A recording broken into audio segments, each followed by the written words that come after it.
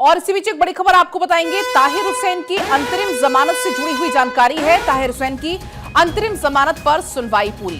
कड़कड़डुमा court ने आदेश सुरक्षित रखा। चुनाव लड़ने के लिए ताहिर हुसैन ने मांगी है अंतरिम जमानत। कल दिल्ली हाई कोर्ट ने अंतरिम जमानत देने से हालांकि इनकार कर दिया था।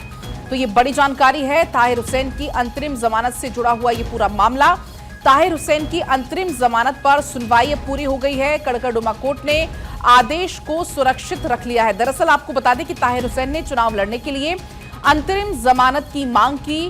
कल दिल्ली हाई कोर्ट ने अंतरिम जमानत देने से इनकार कर दिया था। और इसी बीच हमारे साथ सुमित जुड़ गए हैं फोन लाइन पर। सुमित, इस बारे में अपडेट दीजिएगा जरा।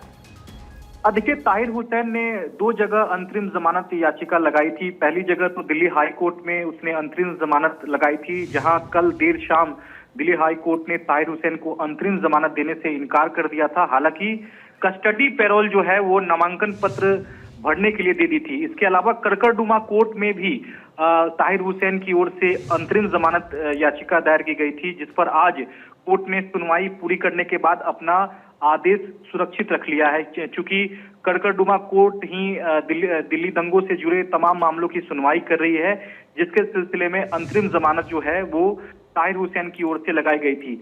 ऐसे में अब कोर्ट को आदेश देना है कि क्या ताहिर हुसैन को दिल्ली विधानसभा चुनाव लड़ने के लिए अंतरिम जमानत दी जानी चाहिए या नहीं। लेकिन जिस तरह से हाईकोर्ट का जो ऑब्जर्वेशन कल रहा है कि इस पूरे मामले में अगर ताहिर हुसैन जेल से बाहर आते हैं तो सबूतों और गवाहों को प्रभावित कर सकते हैं, और यही वजह थी कि कल दिल्ली हाई कोर्ट ने जमानत देने से इनकार कर दिया था। ऐसे में ऊपरी अदालत जब जमानत देने से इनकार कर दिया है तो मुमकिन है कि कड़कड़डुमा कोर्ट भी ताहिर हुसैन की जो अंतरिम जमानत है वो खारिज कर दे।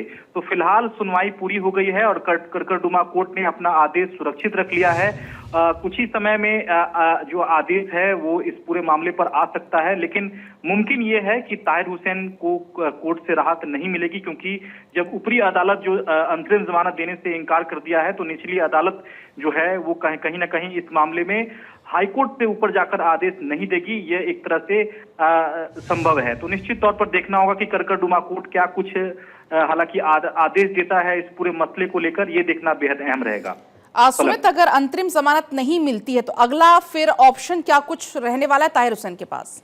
देखिए, ट्रायल कोर्ट यानी कि कड़कड़डुमा कोर्ट ने आज आदेश सुरक्षित रख लिया है। अगर आज आदेश आ जाता है तो निश्चित तौर पर ठीक है सुमित, बहुत शुक्रिया आपका पूरी जानकारी के लिए।